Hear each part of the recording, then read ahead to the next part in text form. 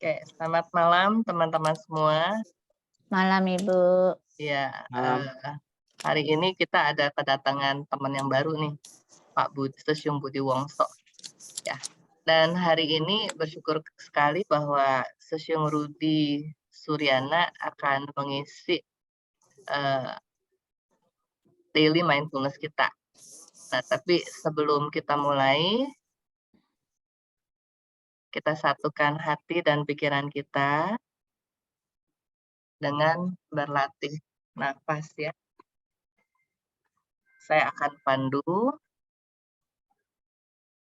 Perutnya, napasnya napas perut, kembung saat kita nafas masuk, kempis saat kita buang nafas.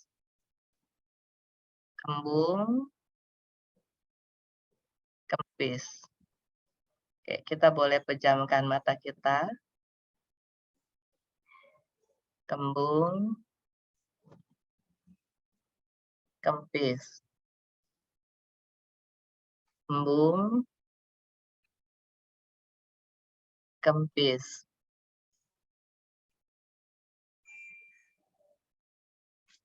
Kembung, kempis. In, out. In, 2, 3, 4, 5.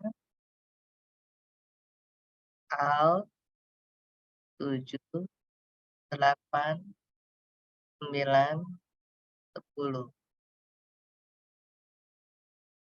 In, 12, 13, 14, 15. Out, 17, 18, 19, 20. In, 22, 23, 24, 25.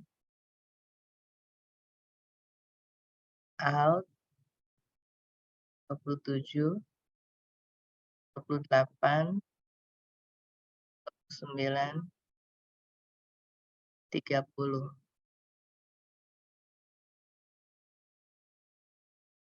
In, 32, 33, 34, 35. Out, 37, 8, 39, 40. In, 42, 43, 44, 45. Out, 47, 48, 49, 50. In, out.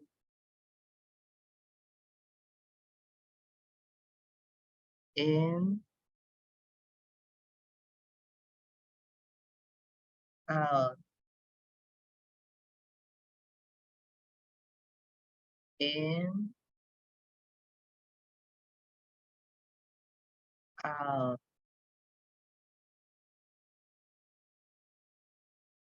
Kembung, kempis. Kembung,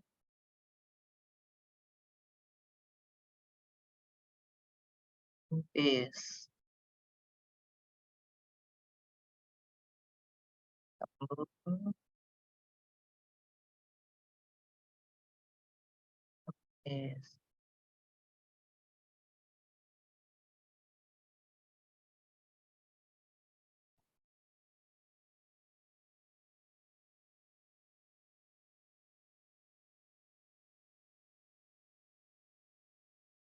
Saya akan beri waktu 10 kali hitungan. Sesiok dan Sejeh rilekskan diri.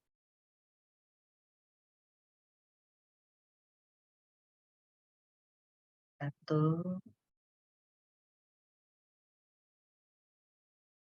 2,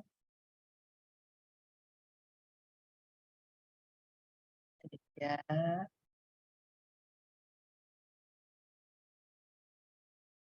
4, 5, 6, 7, 8,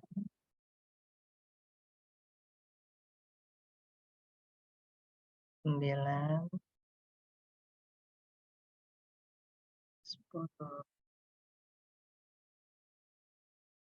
Sesiok Sejeh bisa membuka matanya pelan-pelan. Terima kasih Sesiok Sejeh semua.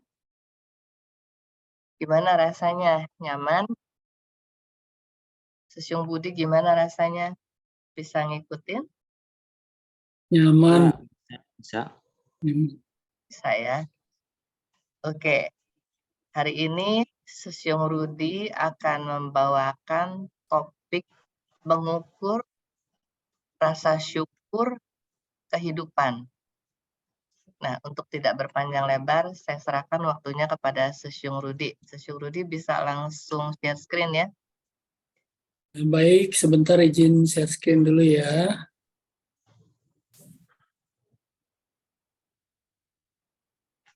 Kelihatan ya? Ya, kelihatan.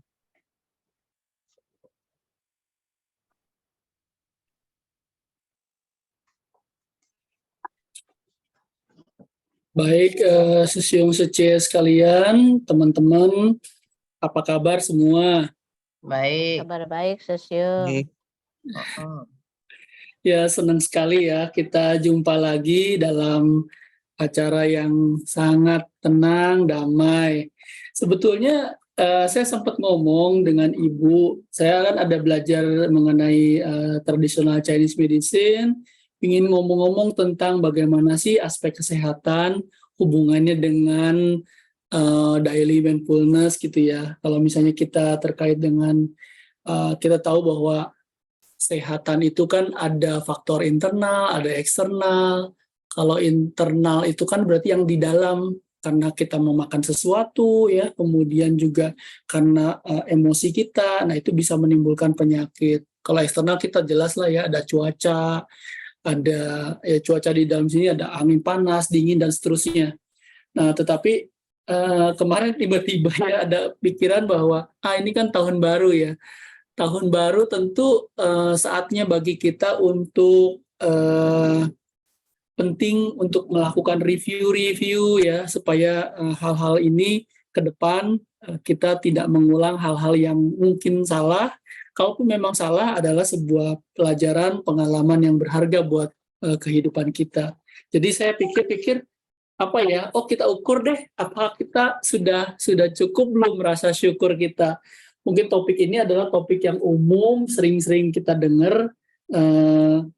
Mudah-mudahan nggak ngantuk ya, Sesiok Sejeh Bapak Ibu semua. Enggak. Ya, Baik, kita lanjutkan ya. Nah, ini saya coba cari dulu ya tentang syukur itu. Kalau menurut KKBI itu Kamus Besar Bahasa Indonesia ya, itu adalah terima kasih kepada Tuhan.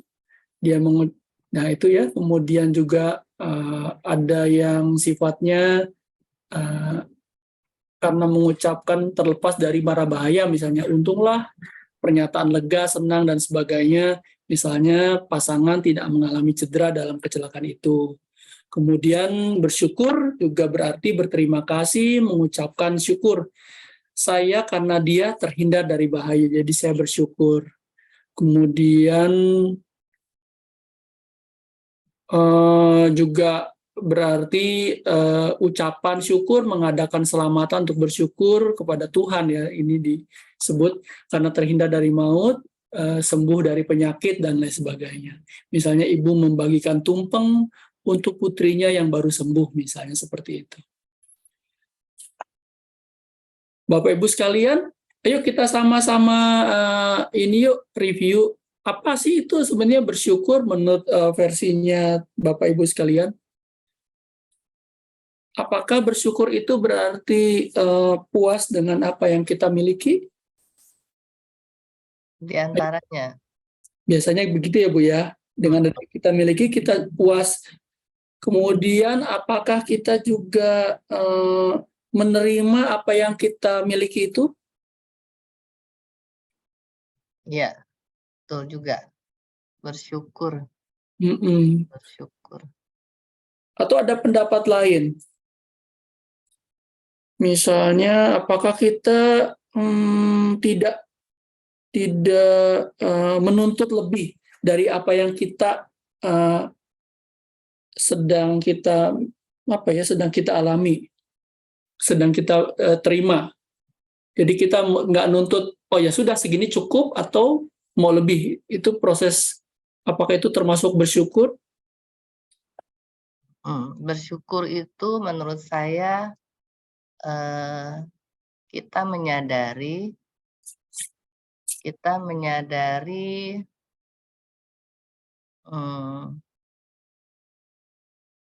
terhadap apa yang tadi Susyung bilang, apa yang kita peroleh, apa yang sudah terjadi dalam kehidupan kita dengan tenang dan dengan lega ya. Menurut saya seperti itu. Jadi puas dan syukur itu tidak selalu terhadap apa yang dimiliki gitu. Jadi kadang-kadang kita juga bersyukur misalnya kalau ada hal-hal yang misalnya terjadi sama kita, misalnya nih, aduh handphone saya hilang nih. Kita juga bisa bersyukur bahwa oh untung handphone yang hilang. Dan lebih untung lagi ya di samping kita kehilangan datanya mungkin ya sebagian, tapi kita masih bisa loh beli lagi gitu. Jadi dalam artian bersyukur itu adalah satu hal yang sangat positif.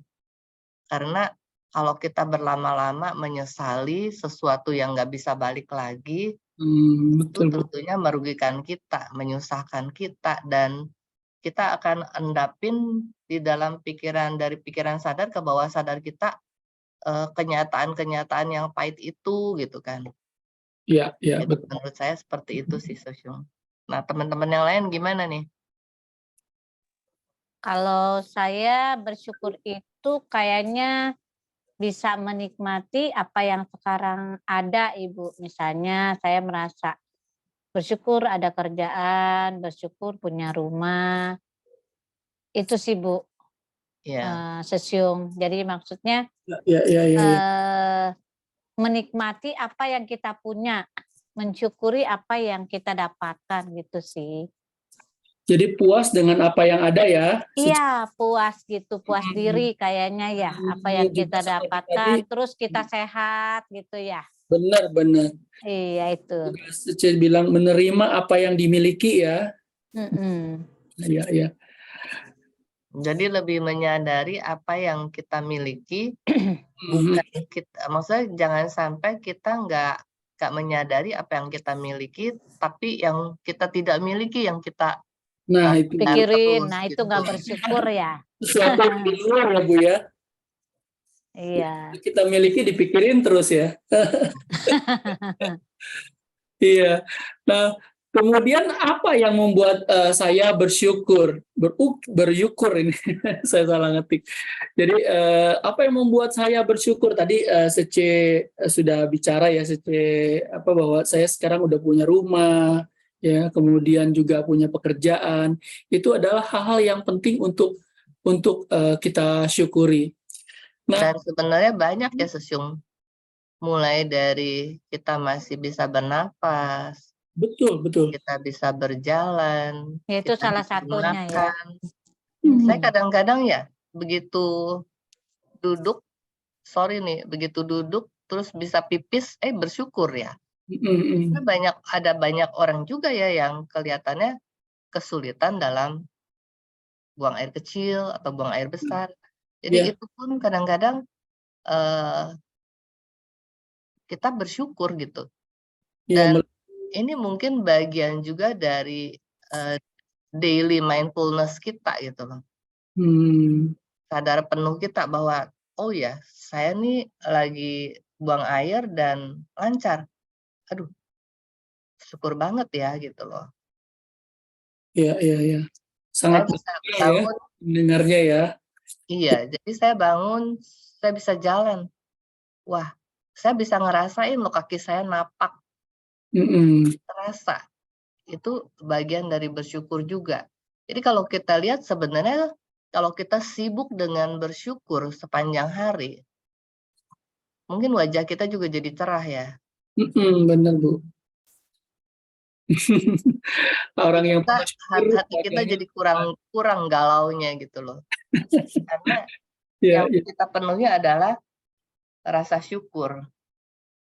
betul, betul. Bahkan Ibu lihat tidak mesti dari diri sendiri, melihat orang lain dengan kondisinya yang misalnya tadi yang Ibu cerita, orang ini begitu kesulitan, apalagi di rumah sakit ya, tentu banyak orang-orang yang bisa kita lihat dan nggak mesti kita ngalamin, orang lain mengalami, kita menjadi sangat bersyukur dengan apa yang terjadi pada diri kita. Masih sehat, masih bisa jalan, masih bisa makan enak, kalau kita lihat banyak orang yang mau makan enak pun susah.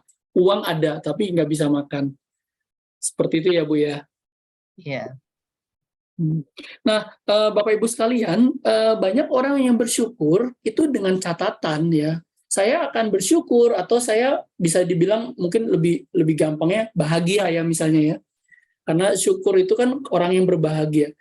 Bahagia jika, nah ini yang banyak satu statement-statement yang what if-nya ini yang kadang-kadang mengganggu kita. Misalnya, seseorang anak sekolah ditanya, apa yang membuat kamu bahagia? Saya akan bahagia, saya akan bersyukur jika saya bisa diterima di universitas favorit saya, misalnya ya.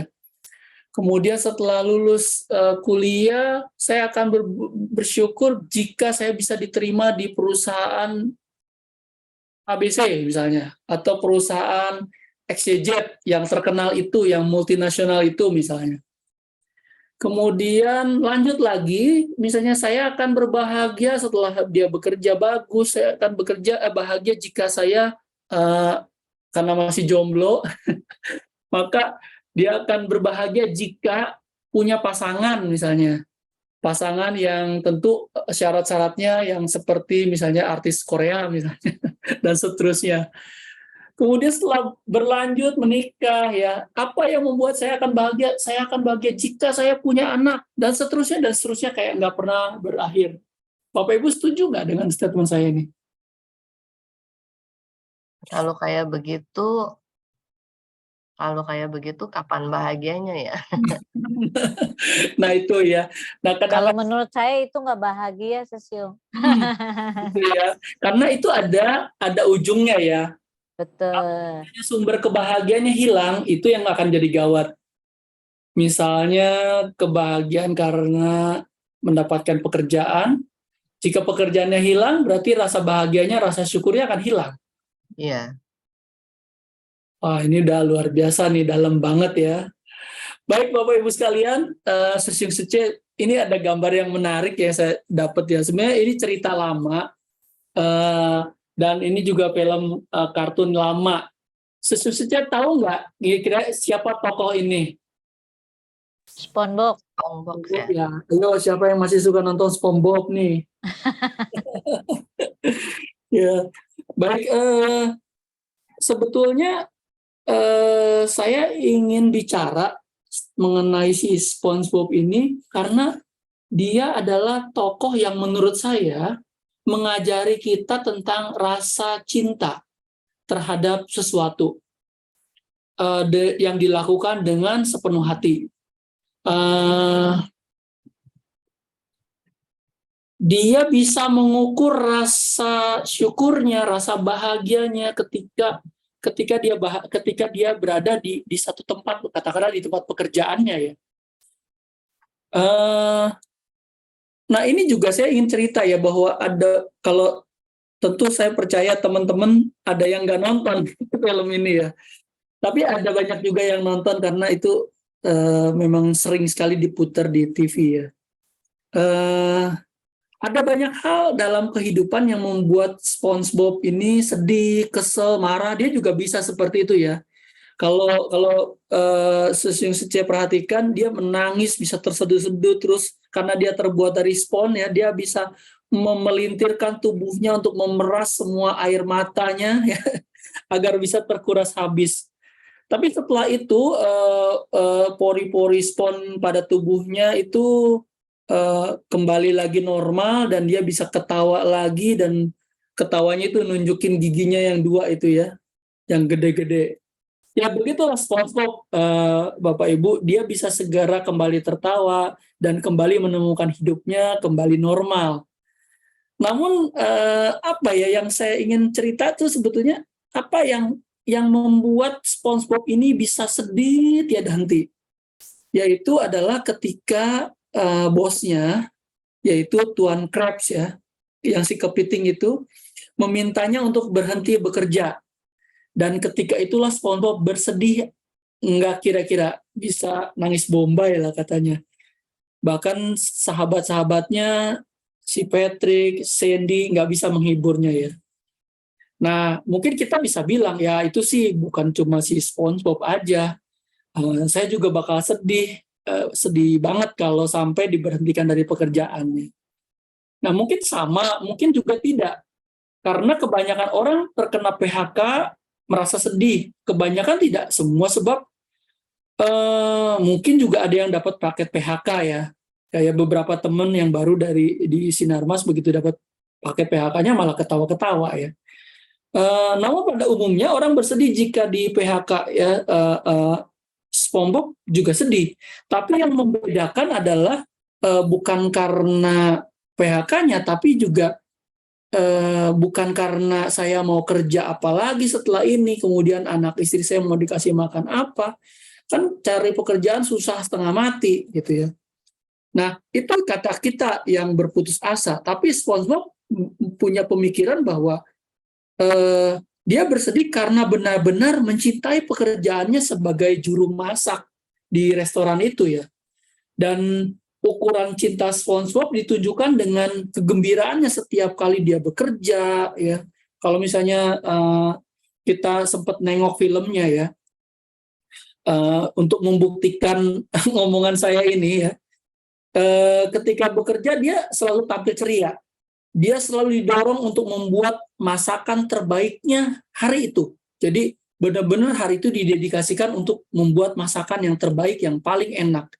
Ya kemudian peralatan-peralatan di sekitarnya, ada kompor, kuali, ada minyak goreng, ada adonan roti ya.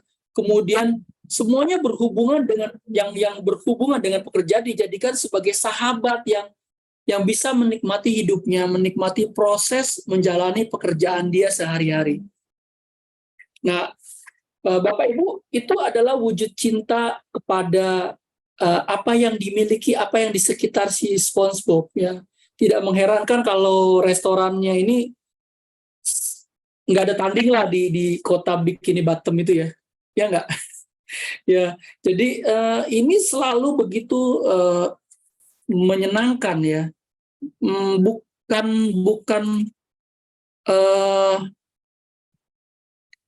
Bukan karena memang dia tidak ada pekerjaan lain, dan restoran itu begitu menjadi sangat indah, itu karena satu poin yang menjadi penting di situ adalah si tokoh penting, yaitu si SpongeBob, karena cintanya pada pekerjaan yang dia bisa menghasilkan masakan yang paling enak di seluruh kota Bikini Bottom ya.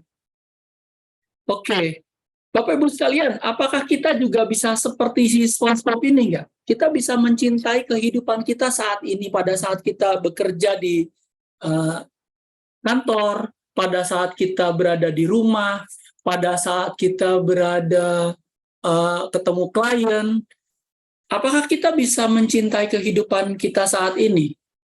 Nah, ini yang perlu, karena ini menjadi akar untuk bagaimana kita bisa menggali rasa syukur kita. Dulu waktu saya pernah kerja di Sinarmas, apa yang harus saya pikir, apa harus yang membuat harus saya bahagia? Saya lihat mungkin pekerjaan kita tidak membahagiakan, mungkin ya. Paling tidak apa yang bisa kita lakukan adalah bikin kubikel kita bahagia. Kita hias dengan hal-hal yang indah, kita taruh foto keluarga, taruh sedikit tanaman yang indah, membuat nyaman. Oh, ini kubikel kita adalah kerajaan kita yang membuat kita bahagia. Kalau misalnya pekerjaannya mungkin tidak menyenangkan, area kubikelnya kanan kiri nggak enak, di depan nggak enak, apa yang harus kita lakukan? Barangkali perjalanan dari rumah menuju ke kantor itu akan menyenangkan.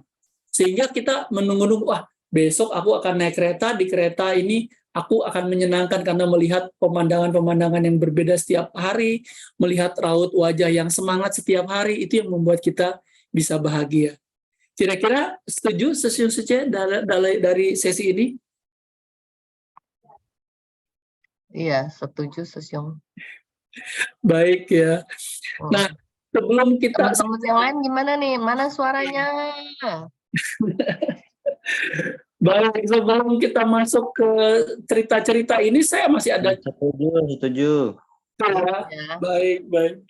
Yuk, sekarang kita sedikit survei-surveian ya, tentang bagaimana kita mengukur ke rasa syukur kita, keberadaan kita,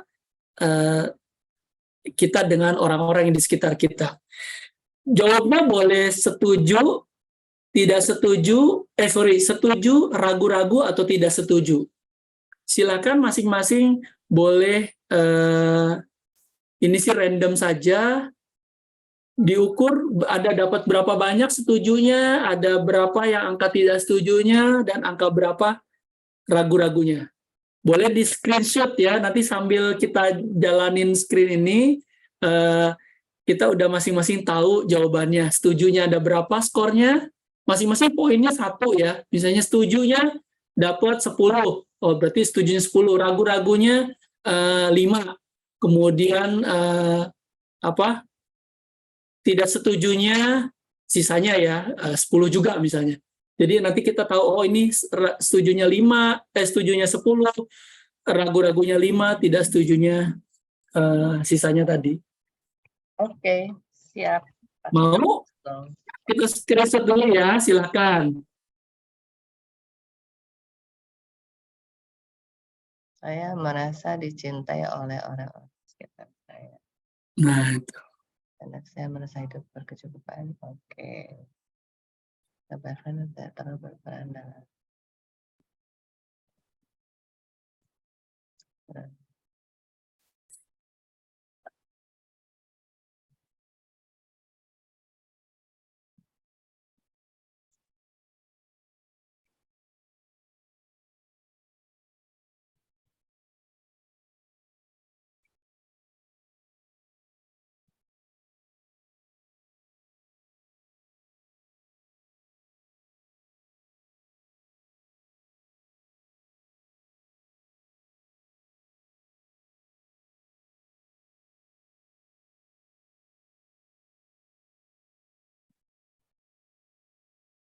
Yo, gimana? Sudah ada yang jawab?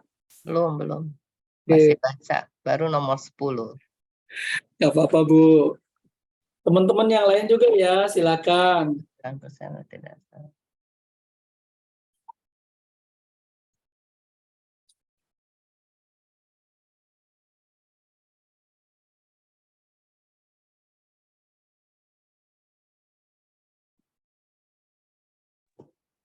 Sorry, tadi jawabannya berarti ada setuju, ragu-ragu, tidak setuju ya? Ya, seperti itu. Tapi masing-masing poinnya 1-1-1. Jadi nanti setujunya berapa, tidak setujunya berapa, ragu-ragunya berapa.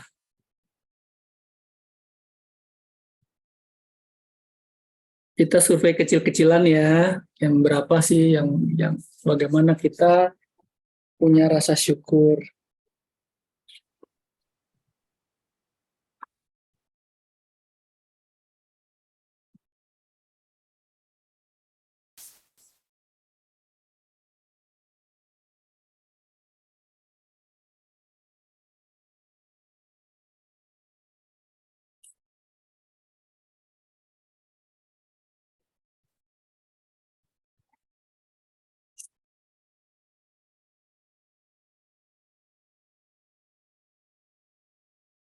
Tuh ada 4, 6, 7, 8, 9, 10, 11.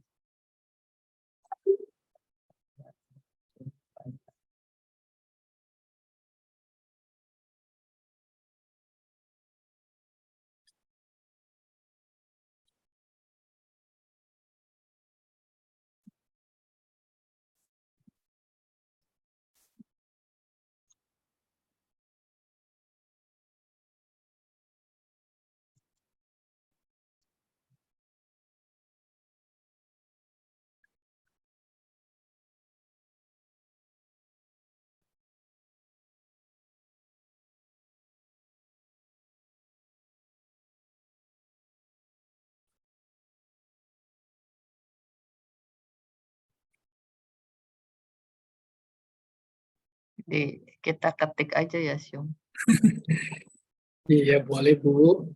Diketik di chat ya. Masing-masing kirim chat berapa setuju, berapa ragu-ragu, dan berapa tidak setujunya.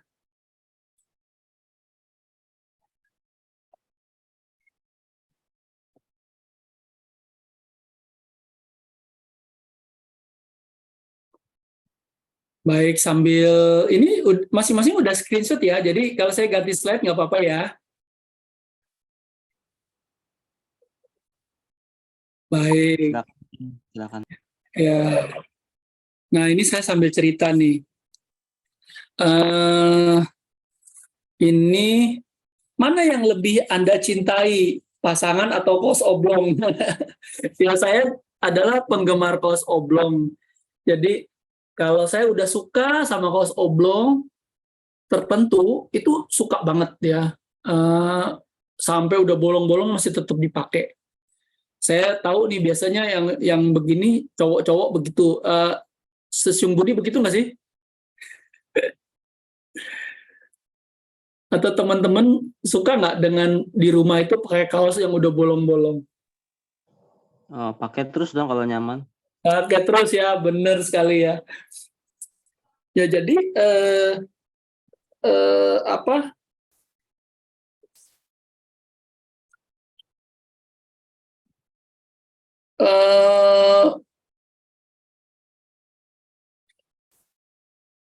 Jadi saya tuh ada di rumah paling nyaman menggunakan kaos oblong ya.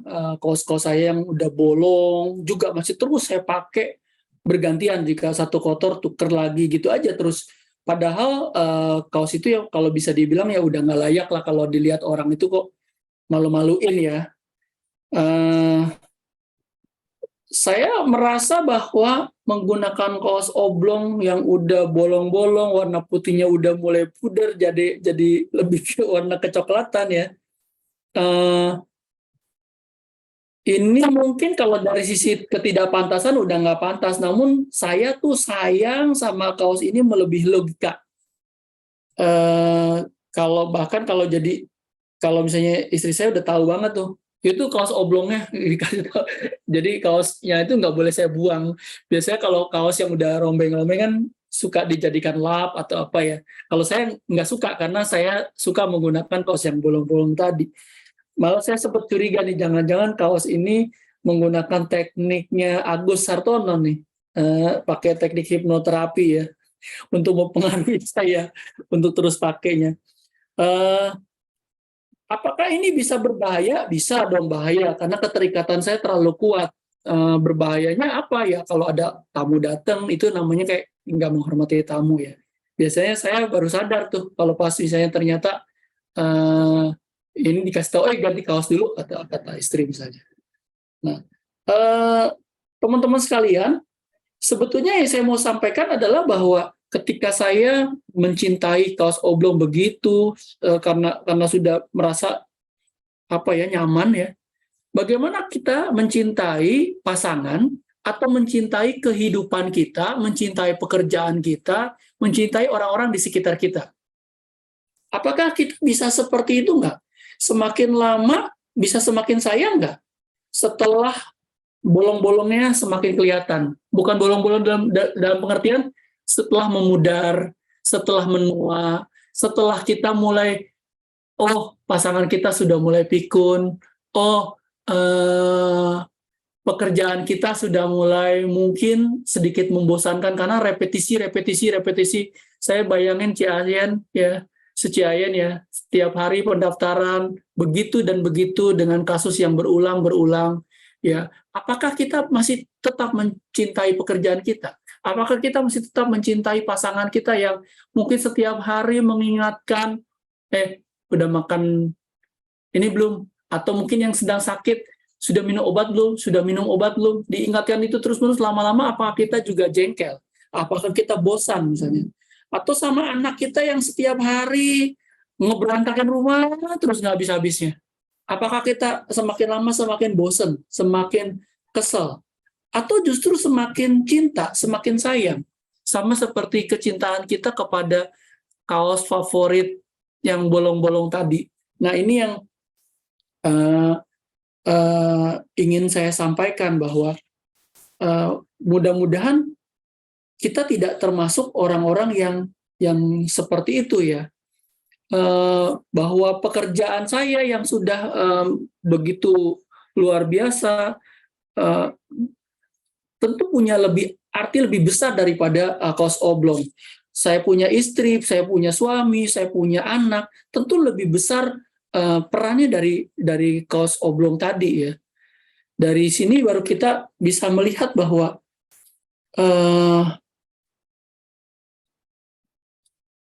ini yang harus kita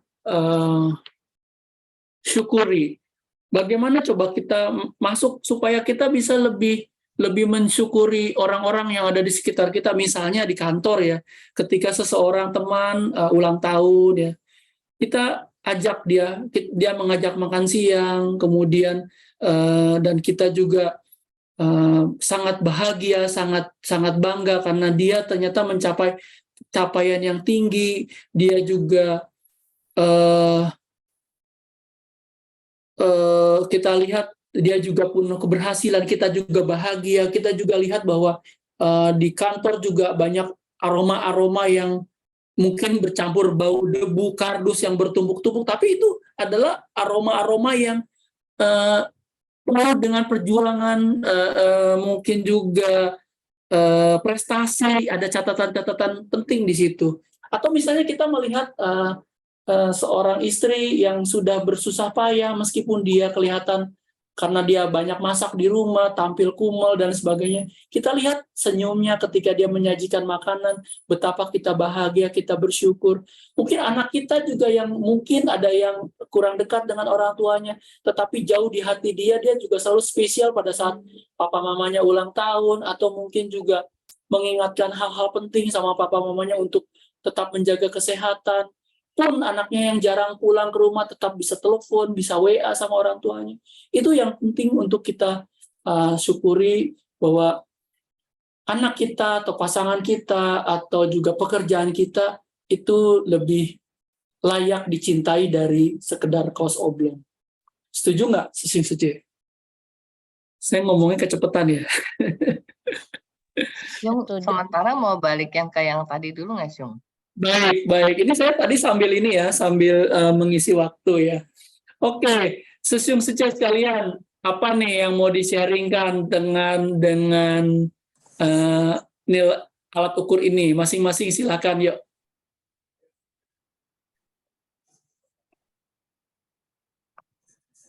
Sebentar ya, saya pengen lihat kameranya nih.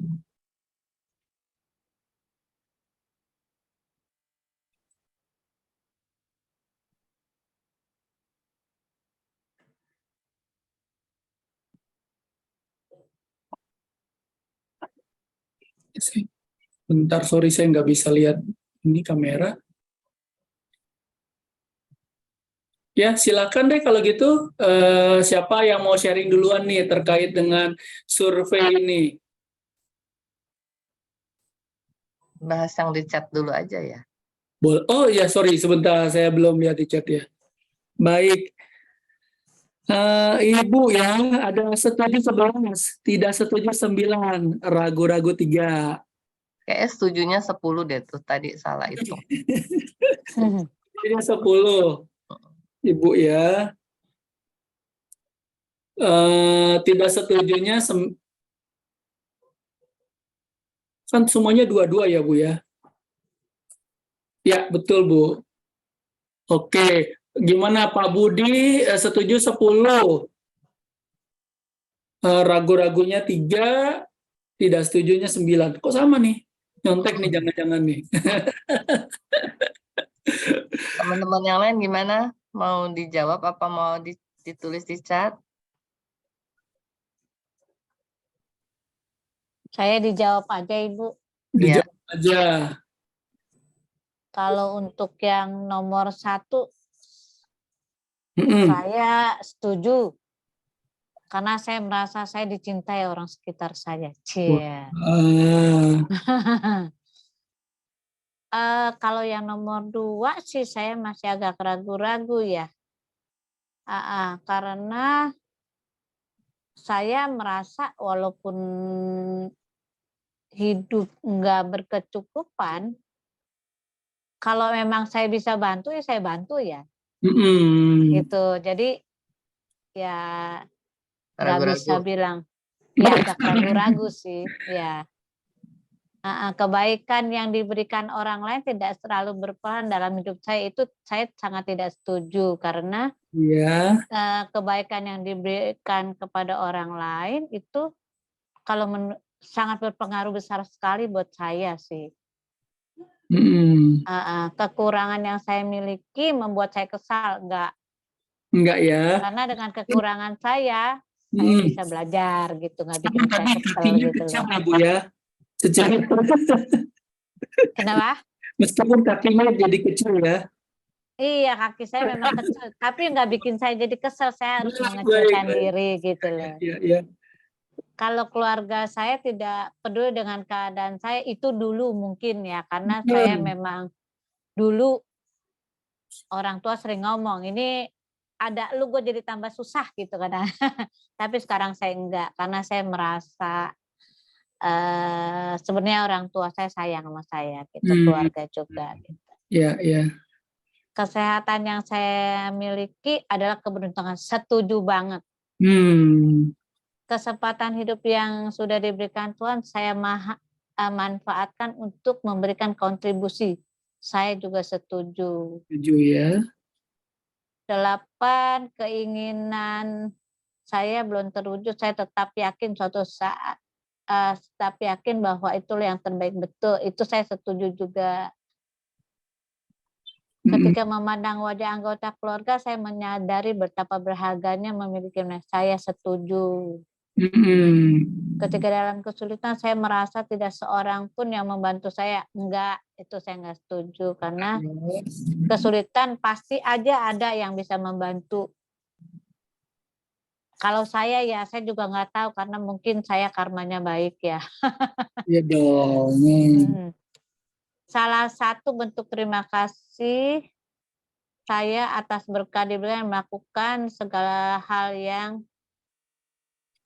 dengan sepenuh hati, saya setuju. Setuju, oke. Saya bekerja sebaik mungkin karena tidak semua orang memiliki kesempatan untuk bekerja. Saya setuju juga. Saya beraktivitas dengan giat hanya untuk mencapai ambisi, enggak juga. Enggak juga ya. Enggak, karena saya Tidak kalau setuju berarti ya. beraktivitas untuk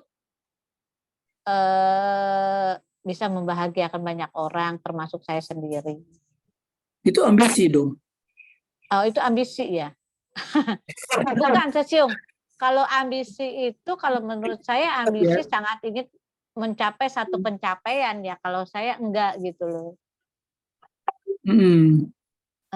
Beda nggak tuh ya? ragu-ragu kalau begitulah jawabannya ya. Iya, nggak apa-apa. Ini kan alat Nah, ukur aja. saya lebih sering merasakan kebahagiaan daripada kesedihan dalam hidup.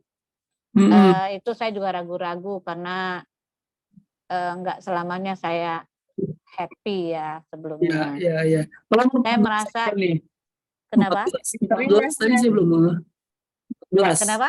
14. Iya, Sering nggak merasakan kebahagiaan daripada kesedihan? iya. Maksud saya gimana ngomongnya ya? Makanya saya mau jawab karena saya sulit mengukur itu berapa-berapanya itu. Oh. Jadi kalau saya lebih sering merasakan kebahagiaan daripada kesedihan dalam hidup. Mm-mm. Sebenarnya yang sekarang-sekarang ini yang saya rasakan kebahagiaan ya. Apakah Mm-mm. kesedihan yang dulu nggak usah diingat gitu. Nah itu yang jadi ragu-ragu aja kayaknya ya. Iya, iya. Saya merasa beruntung setelah dilahirkan ke dunia ini. Saya merasa beruntung. Itu saya setuju. Saya merasa jenuh menjalani rutinitas sehari-hari. Itu kadang-kadang. Saya merasa kehidupan tidak adil terhadap saya. Enggak juga. Saya tidak setuju.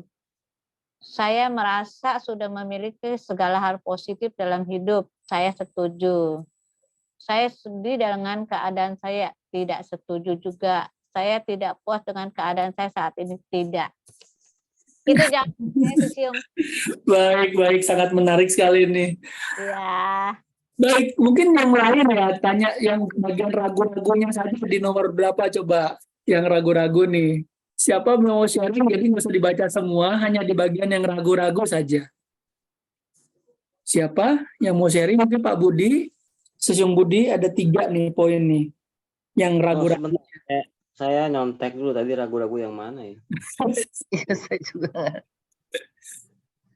Nggak, maksudnya biar cepet nih saya nyontek dulu. Mm-mm. Contekannya di mana? Di sini dia. Oh, ini dia. Nomor. Ini sebentar. Oh, nih nomor 1. Saya merasa dicintai oleh orang sekitar saya ragu-ragu. Mm. Karena kan setiap orang itu punya persepsi berbeda mengenai orang lain ya. Ya, Jadi kalau nggak semua, kadang-kadang juga berubah-berubah. Jadi hari ini sikapnya seperti apa, besok mungkin sikapnya bisa berubah. Tapi mm-mm. tetap saya sih positif. Cuma ragu-ragu itu karena orang itu suka berubah. Mm. Prinsipnya, perkataannya, janjinya itu suka berubah gitu. Ya, ya. Ya, yang penting kan kita tidak, itu orang-orang yang di sekitar kita ya. Iya.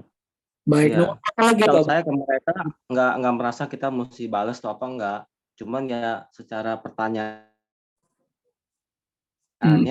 apakah setiap hari orang semua sama? Jadi saya anggap itu tidak. Jadi jawabannya ragu-ragu. Mm-mm. Nomor selanjutnya nomor 9 nih. Nomor 9. Ketika memandang wajah anggota keluarga, wah ini kayak berat nih. Sorry ini kepotong-potong sih kalau agak mesti di landscape bacaannya. Ini kepotong tulisannya, gambarnya ya? Enggak. Saya kalau portrait tegakin baru kepotong nih, saya lempengin baru kelihatan. Di HP saya maksudnya, sorry. Oh, oke. Ya. Mana sih nomor 9? 9, ketika memandang wajah anggota keluarga. Keluarga, saya menyadari betapa berharga yang memiliki mereka. Dulu iya ya, tapi setelah ibu saya nggak ada, ini kakak agak menjauh. Jadi memang seperti yang tadi nomor 1 itu, manusia bisa berubah. Tetap kita nggak ada masalah, tidak mempermasalahkan. Cuma pas kebenaran kan setiap cerita masing-masing pribadi itu kan ada ciri khas masing-masing ya. Kalau saya nih begini, kalau Sesiung Rudi begitu. Jadi kebetulan aja pas di saya ini ceritanya berubah mereka. Ya mungkin waktu ada mama itu kan semua kompak melihat wajah mama kan, hormat pada orang tua. Tapi mungkin dalam hati mereka ada sedikit rasa nggak suka. Kenapa? Mungkin nggak jelasin. Nah, begitu mama sudah nggak ada, wah bebas nih. Kalau gitu kita ungkapin deh rasa nggak sukanya. Nah, dengan cara ya macem-macem, ya kita nggak sebutin di sini, cuman ya kita merasa gitu. Jadi nggak ada rasa apa-apa juga, cuman ya manusia bisa berubah gitu. Hmm. Satu Satu lagi. lagi ya, Hmm? ini saya punya HP, nggak, contekannya ketutup, nah lagi buka lagi. Nah ini dia. Satu lagi itu di 14, saya berpikir 2 kali untuk membantu orang lain karena saya merasa diri sendiri juga masih membutuhkan bantuan. Maksudnya ragu ya. Ya maksudnya kalau mau bantu orang lain ya jangan terlalu banyak berpikir 2 kali kalau kita memang ada kesempatan bahwa kita nggak harus Berarti selalu tidak dengan setuju dong, Syung. ya. Berarti tidak setuju dong. Ya mungkin lebih ke sana kali ya. Ya. Ya karena kan kalau kita mau bantu orang lain tuh kadang-kadang setiap orang membantunya dengan cara masing-masing yang melengkapi orang lain juga. Ada yang bisa bantu, misalnya kasih materi. Nah, kita mungkin bisa kasih perhatian, atau ada yang bisa kasih, oh saya bisa, saya punya keahlian untuk pijit nih. Oh saya mana ibu-ibu ini mana yang agak sakit coba saya bantu. Atau ada info pengetahuan apa yang tentang makanan yang alami yang menyehatkan, cocok dengan penyakit dia. Nah, seperti itu. Jadi kita masing-masing punya kelebihan untuk membantu orang. Itu aja. Baik. Terima kasih nih sharingnya ya. Ya, sama. Jadi Gimana? dari Ya. sosiologi, jadi dari 2 orang yang tadi sharing ya, kita bisa melihat bahwa setiap poin ini tidak sama satu sama lainnya. Betul, Bu. Ya, terus yang kedua, saya melihat di antaranya karena latar belakang kita juga nggak sama. Jadi masa-masa yang sudah kita lampaui satu sama lain nggak sama. Gitu. Jadi kayak misalnya tadi Suci Asien bilang, dia juga bingung nih, yang mana lebih banyak sedih atau bahagia. Kalau sekarang sih udah bahagia. Jadi di sini kita belajar untuk mengerti bahwa kita ini memang satu sama lain punya pengalaman yang berbeda-beda. Sehingga dalam hal seperti ini kan kita nggak pernah bahas nih di dalam pergaulan sehari-hari. Kalau kita bisa mengerti setiap orang itu berbeda-beda, maka kita bisa menjalin jodoh yang lebih baik dengan teman-teman kita itu. Anyway, terlepas dari itu ya Bu, bahwa survei ini sebetulnya ini dari banyak riset ya terkait dengan bagaimana mencapai satu rasa syukur. Itu dari 22 pertanyaan ini adalah summary dari beragam apa bisa dibilang jurnal ilmiah lah dari orang-orang psikologi. Kemudian kita lihat yang tadi sebetulnya kan ini ada poin yang katakanlah kalau mau saklek benar salah ya Bu ya. Tapi kan tidak, ada orang yang memang ragu-ragu karena berurusan langsung dengan pengalaman kehidupan dia. Anggap kalau misalnya kita anggap yang ragu-ragu itu adalah nilai yang juga tidak baik, maka kalau nilai ragu-ragunya 3, itu nilainya 0,1, sebetulnya poin dari ketidakrasa syukuran masih sangat kecil sekali di 0,1%. Jadi masih sangat kecil. Jadi tingkat rasa syukur dari Suci Asien, Sesyum Budi, Ibu Hulung itu udah di atas rata-rata orang-orang pada umumnya, Bu. Tapi kalau saya pikir memang pernyataan ini sebagian ini mungkin tidak harus dijawab setuju ya. Misalnya nih, misalnya kalau kita bilang saya merasa kehidupan tidak adil terhadap saya. Kalau saya setuju berarti saya kan tidak bersyukur. Iya, bisa diasumsi begitu. Iya kan? Mm-mm. Saya sedih dengan keadaan diri saya. Waduh, kalau saya setuju kan itu berarti bahwa saya tidak bersyukur. Nah, Jadi kalau kalau menurut saya memang Hmm? sebagian poin ini memang harus untuk maksimalnya memang ada yang harus dijawab tidak setuju, bukan berarti 22-nya harus setuju ya. betul Bu. Ada Jadi yang negatif sekali. betul. Tapi kalau saya meyakini bahwa teman-teman di sini ini sudah apa namanya jelas batasan positif, negatif atau baik atau tidak baiknya. Misalnya saya sedih dengan keadaan diri saya karena memang sudah sekian lama ya anggotanya ini. Tentu saya punya asumsi bahwa ini dijawab dengan tidak setuju. Jadi saya akan ambil di sini adalah di bagian yang ragu-ragu tadi. Itu sih Bu. Oh, Mm-mm. Kalau memang di angka survei yang benerannya, tidak setujunya juga harus dilihat satu persatu apa yang membuat tidak setuju. Yang setujunya juga harus dilihat satu persatu apa yang membuat dia setuju. Itu sih Bu. Ya mudah-mudahan survei kecil-kecilan ini paling tidak bisa membuat audiens partisipan yang hadir di Zoom malam hari ini bisa mulai oh iya ya, ternyata saya ada pada level ini. Oh saya ternyata orang yang cukup bersyukur. Saya nggak mesti tahu masing-masing punya poin berapa sebetulnya. Tetapi dari nilai dari poin 1 sampai 22 ini kita tahu sebetulnya mana yang memang kita harus jawab dengan setuju dengan nilai-nilai yang kita anut. Tentu kita bisa memilih setuju atau tidak setuju, tetapi bukan cuma dari sisi nilai, kita perlu bicara tentang kejujuran kan. Ketika apakah kita benar sudah puas dengan keadaan saat ini? Nah itu yang apakah kita memang bersyukur? Kalau bisa bersyukur dengan sangat baik, tentu kita bisa menjawab bahwa itu kita puas. Tapi kalau misalnya kita sudah bersyukur tapi masih ada sedikit, kita bisa kadang-kadang bisa jawab saya tidak puas. Kenapa tidak puas?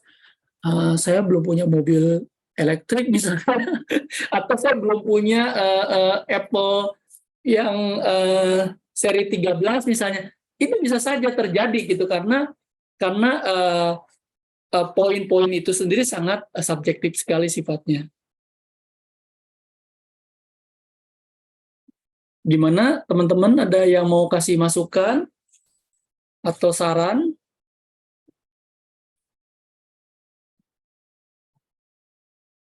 kayaknya enggak ya. Oke aja. Baik kalau gitu.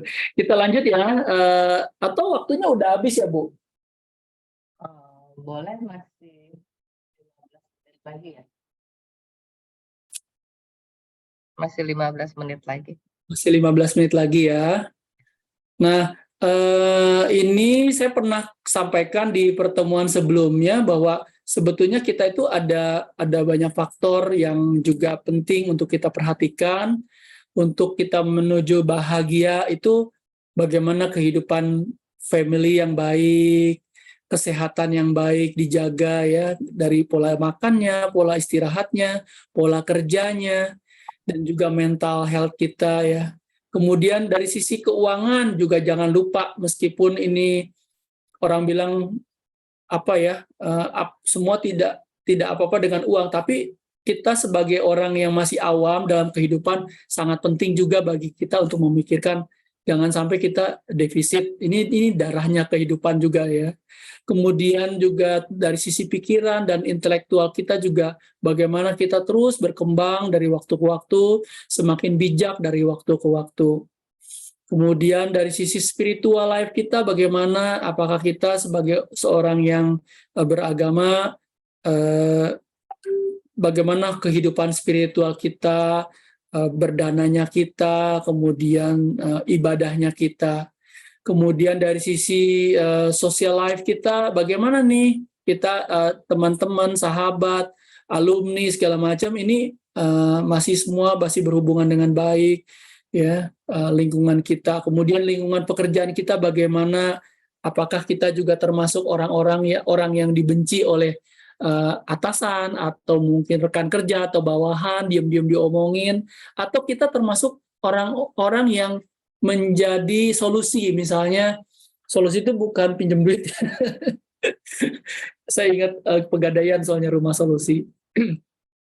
Jadi maksudnya kalau ada hal-hal yang perlu didiskusikan itu mencari, kalau mau ngomong-ngomong ini cari deh Bu Huleng, dia orangnya sangat wise. Atau kalau di rumah sakit, kalau mau cari pendaftaran ada masalah, cari deh sama si Acen. Lu akan solve problem kalau ketemu dia. Itu yang gimana kita semua bisa penuhi dari masing-masing sisi ini, ya. Nah, kemudian sesuai sekalian, pernah lihat gambar ini nggak? Belum. Ya. Belum. Ini sebetulnya gambar bar yang ada di audio ya. Oh ya. Ya, pernah lihat dong audio yang kalau misalnya kita pakai komputer, pakai apa namanya aplikasi ya. Ya, iya. Itu kan naik turun ya. Nah, sebetulnya kehidupan kita kan juga sebenarnya nggak beda jauh dengan indikator dari bar nada ini ya. Dan ketika kehidupan kita naik, ketika kehidupan kita turun, itu sebetulnya memberikan warna.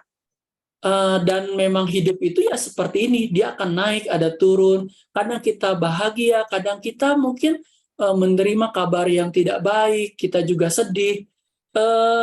Itu semua adalah satu momen-momen yang kita harus syukuri. Kita nggak bisa musik itu nggak akan indah kalau semuanya rata tinggi semua, ya. Tentu dia akan ada naik turun seperti di bar musik ini.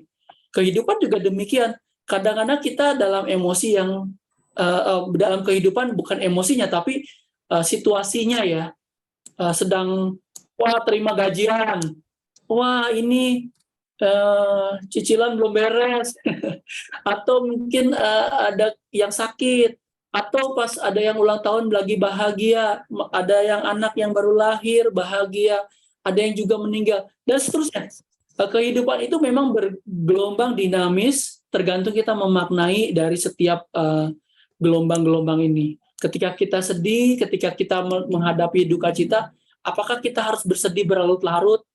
Misalnya, cukup, saya sedih, kita sadari sedihnya, dan perlahan-lahan kita kembali kayak spot-spot tadi, ya, udah nangis ya udah, dia kembali lagi ke kehidupannya sebagai seorang pekerja tukang masak yang handal, yang bekerja dengan penuh cinta di dapur, ya. Nah, mudah-mudahan bar-bar ini menginspirasi kita bahwa hidup itu memang dinamisnya demikian, penuh dengan semangat. Nah, kalau kata kebetulan saya beragama Buddha, kalau kata Sang Buddha, sumber bahagia itu ada dua macam. Yang pertama adalah yang pakai kail, ya. Pakai kail itu apa sih? Ya tadi kita cerita what if saya akan bahagia jika saya seperti ini. Saya tidak bahagia jika saya bahagia jika saya bahagia jika saya naik kelas. Saya bahagia jika saya punya diterima di perguruan tinggi terkenal. Saya bahagia jika saya punya pasangan. Saya bahagia jika anak saya menurut.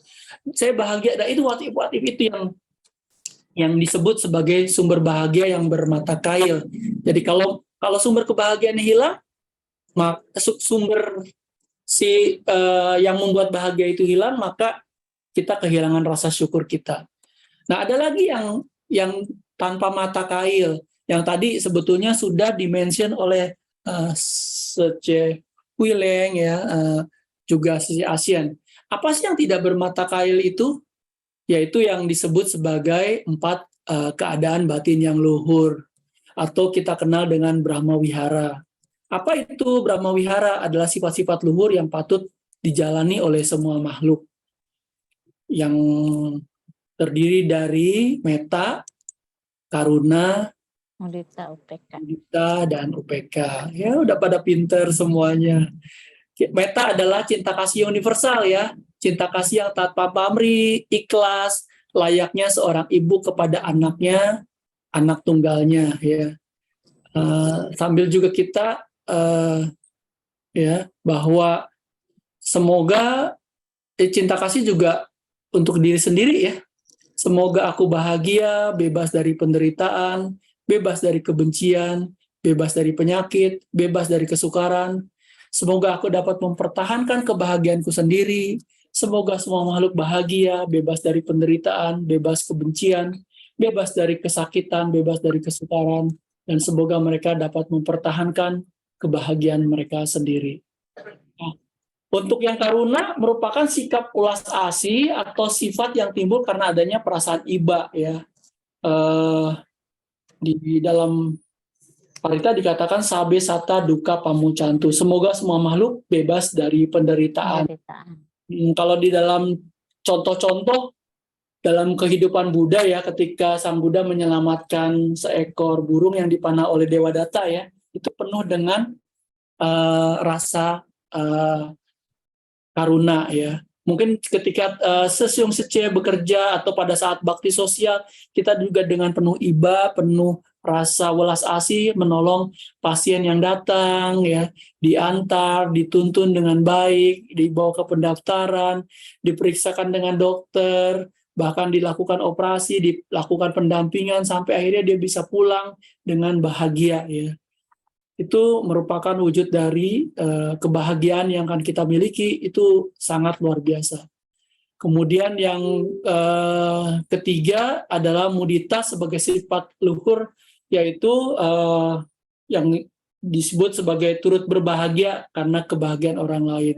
Ya, kita doakan semoga semua makhluk tidak kehilangan kesejahteraan yang telah mereka peroleh. Dan yang terakhir, sifat luhur yang terakhir adalah UPK, yang berarti keseimbangan batin, sikap batin yang teguh dan seimbang. Di sini dikatakan semua makhluk memiliki karmanya sendiri, memiliki karmanya sendiri, mewarisi karmanya sendiri, lahir dari karmanya sendiri, berhubungan dengan karmanya sendiri, terlindung oleh karmanya sendiri.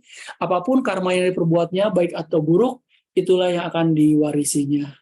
Ya, Sesyung Sece, Bapak Ibu sekalian, jadi kita memaknai segala sesuatu, ya sudah, kalau memang baik dan buruk, jelek bagus, itu kadang-kadang kita menggunakan kacamata kita sendiri. Ya, apakah itu bunga itu sedang bermekaran itu berarti positif dan bagus? Apakah bunga yang sedang layu itu berarti jelek atau negatif? Kan tidak juga. Semua tergantung dari sudut pandang kita. Oh, ternyata memang harus mekar dan pada saatnya dia akan layu. Setelah layu dia akan menghasilkan benih dan seterusnya. Ya, ketika kita memiliki batin yang seimbang, kita melihat segala sesuatu itu dengan apa adanya. Ya, baik, Sesyung Sece sekalian, sharing saya malam hari ini mungkin itu dulu. Silakan kalau memang ada waktu untuk dibuka diskusi, tentu akan sangat menyenangkan. Oke, teman-teman, ada yang mau sharing? Ada yang mau urun pemikiran? Saya mulain dulu aja ya, Sesyung ya. Silakan. Silakan Ya. Ibu. Tadi Sesyung kasih banyak sekali poin ya. Tapi yang saya ingin ngebahas adalah semoga semua makhluk hidup berbahagia. Ini sering kali ya kita itu ngomong, sering kali kita sampaikan. Mungkin dari anak-anak yang TK, SD, SMP, SMA udah terlatih tuh untuk bicara mengenai semoga semua makhluk hidup berbahagia. Nah, dan kalau kita pelan-pelan kita renungi, semoga semua makhluk hidup berbahagia. Semua makhluk itu kan termasuk diri kita sendiri ya. Ya. Lalu kalau kita ingin nomor satu sebelum kita merasa orang lain bahagia, kita kan harus bahagia dulu ya. Baru kita bisa dengan kebahagiaan dengan perasaan bahagia yang kita miliki, kita bisa menciptakan, bisa berbagi kebahagiaan dengan orang lain. Lalu definisi kita bahagia sendiri itu seperti apa ya? Gitu loh. Nah, ini kita harus punya satu pandangan yang benar. Ya, kalau kita berbahagia itu adalah pikiran dan perasaan kita. Jadi bagaimana kita melihat misalnya yang tadi Susyung bilang, bagaimana kita bisa mensyukuri hal-hal yang baik. Bagaimana kita juga bisa bersyukur kalau hal-hal yang kurang baik itu terjadi. Bagaimana kita bisa bersyukur melihat orang lain berbahagia. Yang Susyung tadi bilang mudita. Jadi semuanya ini adalah kuncinya adalah satu pandangan yang benar, yang kita kembangkan, yang kita renungi sehingga menjadi satu kebijaksanaan. Kalau kita bijaksana, maka kita lebih mudah untuk merasakan syukur terhadap semua yang terjadi. Seperti Susyung bilang, hidup ini kan ada naik, ada turun. Kalau kita bisa kenyang, kita bisa lapar. Kalau kita udah lapar, baru kita tahu betapa nikmatnya rasa kenyang. Kalau kita sepanjang masa kita nggak pernah lapar, kita nggak pernah juga mengetahui apa itu rasa kenyang yang begitu nikmat. Jadi semuanya ini dengan pemahaman-pemahaman yang benar, hidup ini bisa naik, bisa turun. Kadang-kadang kita bisa mendapatkan sesuatu, kadang-kadang kita bisa kehilangan sesuatu. Tetapi kalau menurut guru kita, Pak Adi Gunawan, kita harus yakini bahwa tentu hidup kita lebih banyak naiknya daripada turunnya. Ini penting untuk kita tanamkan di dalam bawah sadar kita. Karena bawah sadar kita itu yang mengundang 95% itu berperan besar mengundang keputusan-keputusan yang kita lakukan dan mengundang hal-hal yang terjadi di dalam hidup kita. Ya, ini kembali adalah satu pengetahuan dan satu kebijaksanaan untuk menerapkannya.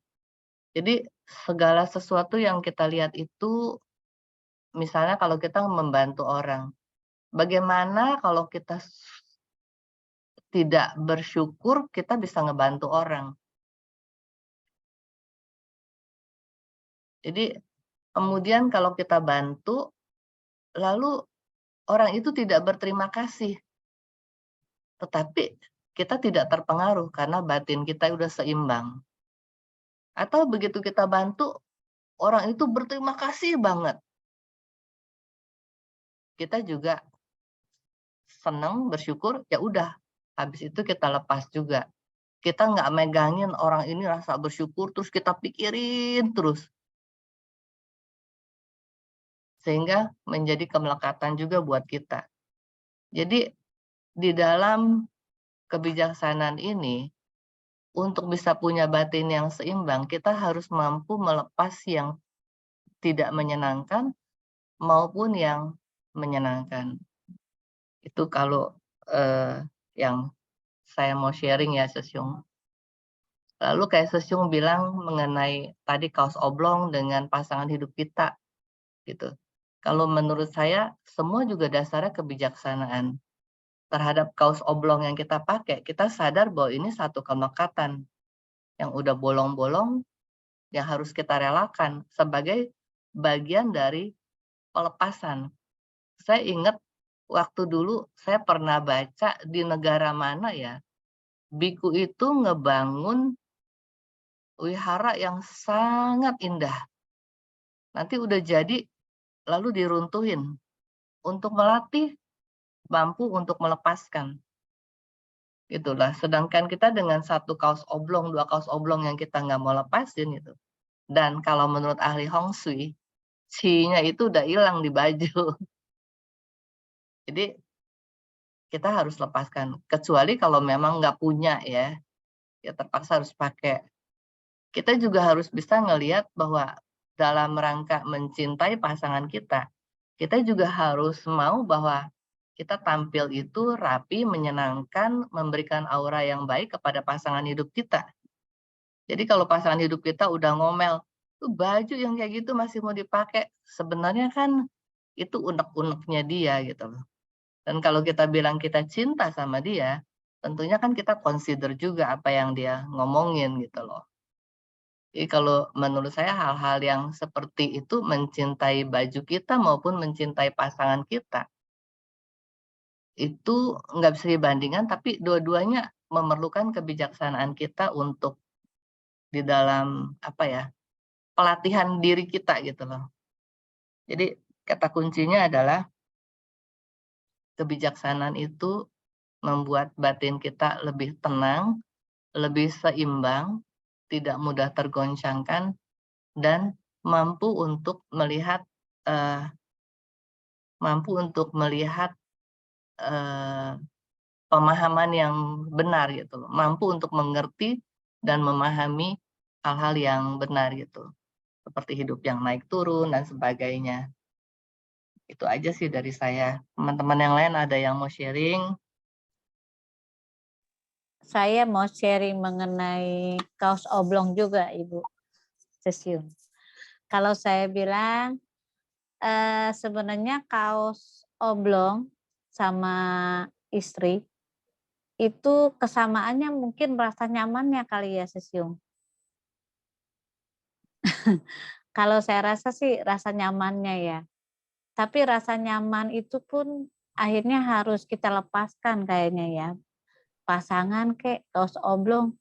Jadi nggak selamanya rasa nyaman itu harus kita rasakan terus sampai kita melekat ya. Dan harus kita tanamkan pula bahwa kaos oblong yang baru juga mungkin aja bisa bikin kita nyaman ya. Itu aja sih Sesiung. Baik, terima kasih ini sharingnya. Jadi, memang benar yang seperti apa Ibu dan juga apa Awan katakan, Asien katakan ya. Memang bukan dari aspek tidak kemelekatan gitu, tapi lebih ke arah ini loh, saya punya kaos oblong begitu menghargai, mencintai.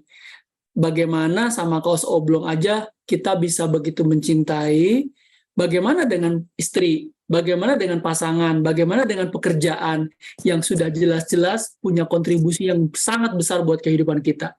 Mungkin poinnya ke arah sana ya.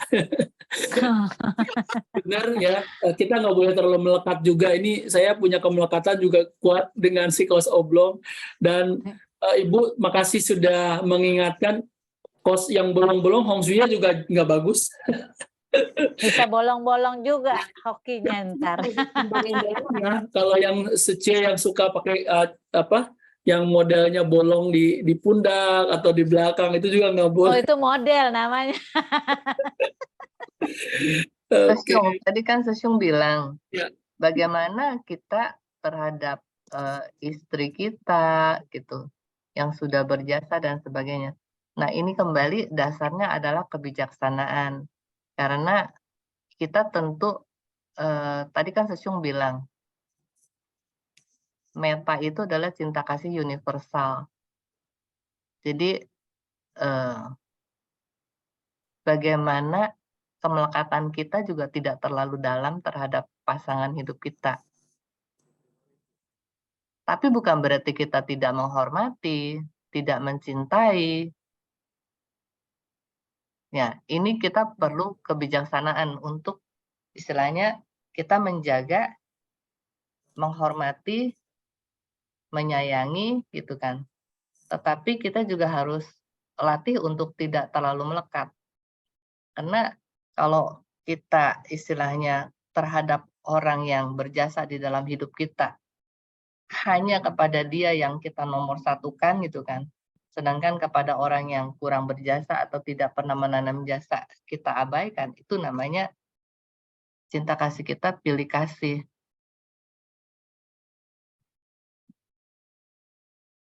Itu sih yang saya pelajari. Jadi ini juga satu hal yang bijaksana karena kita tahu bahwa segala sesuatu jodoh kita itu ada, tetapi tidak abadi. Jadi salah satu dengan, supaya satu ya, dengan kebijaksanaan kita tidak membuat penyesalan di kemudian hari. Jadi perilaku kita, perkataan kita, bahasa tubuh kita, termasuk bagaimana kita menjaga diri kita. Ya, kita pengen ngelihat istri kita cantik, istri kita juga pengen ngelihat kita juga terawat, kan kayak begitu ya timbal baliknya. Jadi jangan, oh ya kita mah boleh semenang-menang, tapi kita pengen ngelihat pasangan hidup kita itu cakep gitu.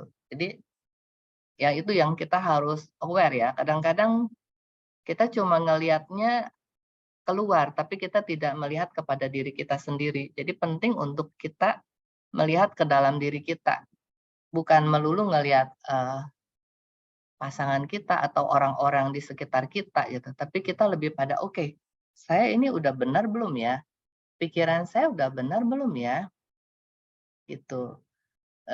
Apa, kata-kata saya sudah bagus belum ya? Gitu. Jadi selalu sayanya gitu. Jadi dengan kayak begini, kita akan membentuk sesuatu yang baik, yang akan tercermin, yang akan auranya juga akan kita lepas ke sekeliling kita, aura yang baik gitu.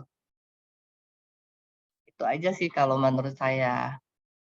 Baik Bu, terima kasih banyak atas Ibu. ini mohon maaf saya ini ada telepon penting, jadi mungkin saya akan akhiri dulu sebentar ya. Oke, Ya, kayaknya waktunya juga sudah pas. pamitan. Terima kasih banyak Bu. Terima kasih Terima teman-teman. kasih Susi. Iya, Terima kasih teman-teman semua. Kangen. Kanan. Thank you.